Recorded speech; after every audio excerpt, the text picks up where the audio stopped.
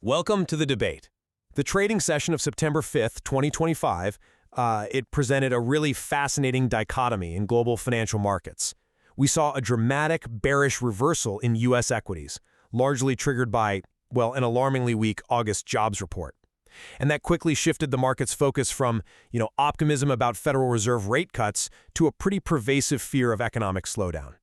Yet, amidst this global turmoil, some markets demonstrated surprising resilience.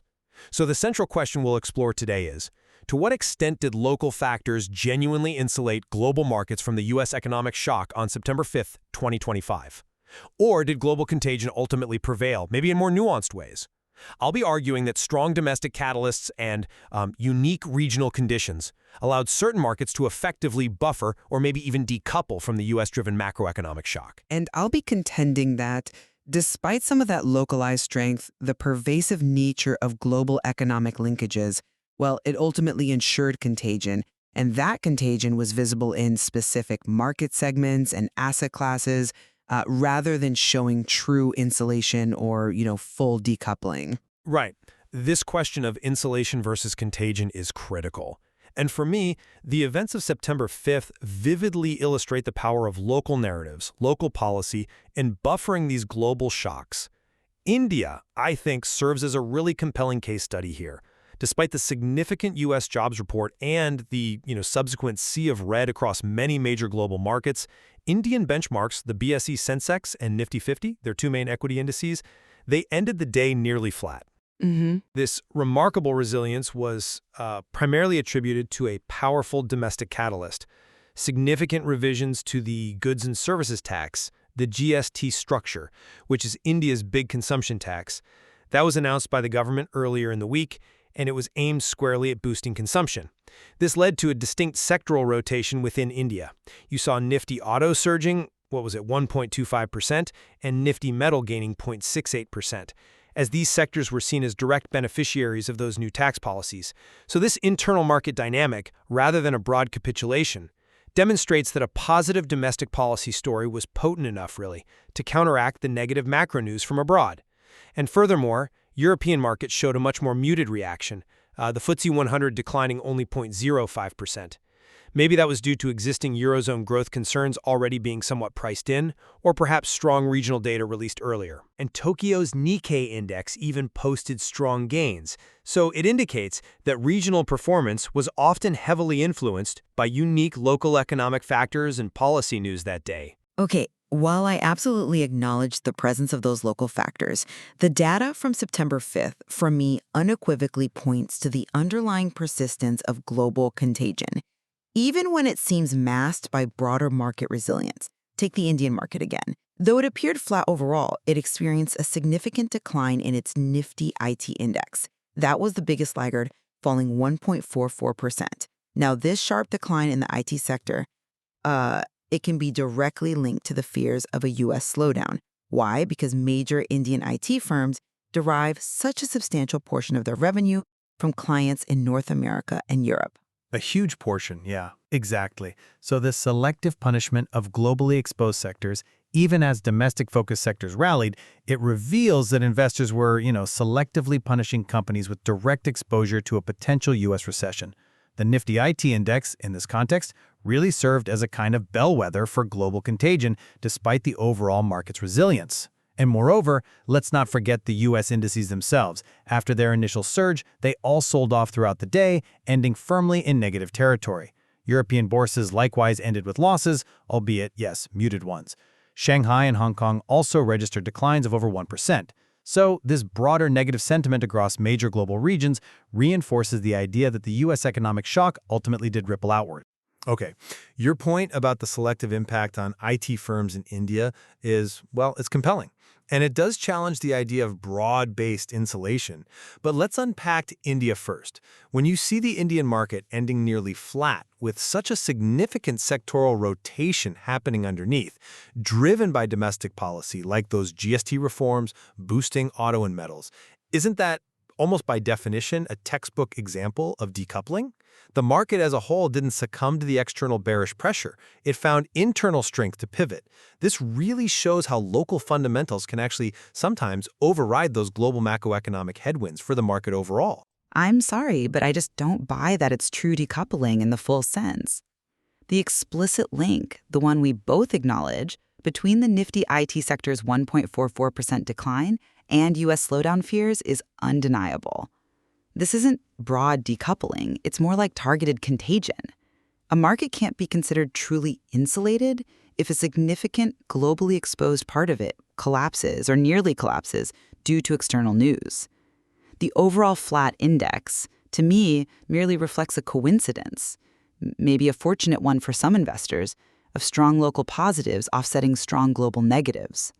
It doesn't show a fundamental severing of global ties. Are you suggesting that the mechanism by which it stayed flat, that significant sectoral rotation, itself constitutes decoupling, even if it involved deep pain in globally exposed sectors? That's an interesting way to put it. I guess I would frame it slightly differently. The net effect for the aggregate market is that it didn't collapse, precisely because of those domestic buffers. While the IT sector clearly faced headwinds, the Indian market as a whole demonstrated a remarkable capacity to absorb the shock. And beyond India, look at the varied reactions elsewhere.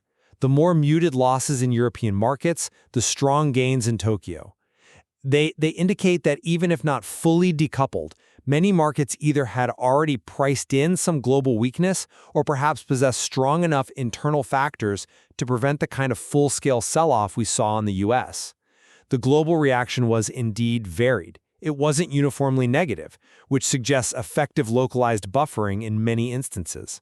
Well, I come at it from a different angle. The fact that all major U.S. benchmarks closed down, European bourses posted losses, and markets in Shanghai and Hong Kong declined over 1%, that suggests a pretty widespread sea of red and a significant underlying global concern. Those muted reactions in some areas, maybe they're just a result of existing local challenges already having discounted some weakness, not necessarily strong insulation from a new U.S. shock hitting the system. And furthermore, the VIX, the market's fear gauge, the volatility index, it rose. That reflects increased investor anxiety globally.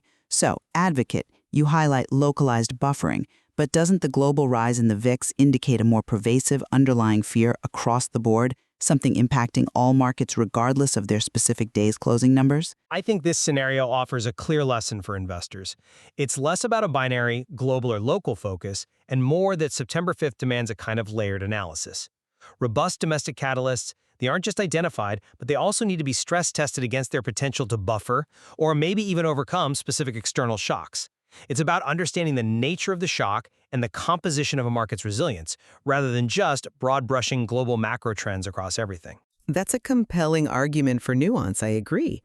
But have you fully considered that the selective pain in the Indian IT sector underscores the paramount importance of understanding global revenue exposure? I mean, even in a seemingly resilient market, investors who neglected the global linkages of specific sectors faced significant losses that day.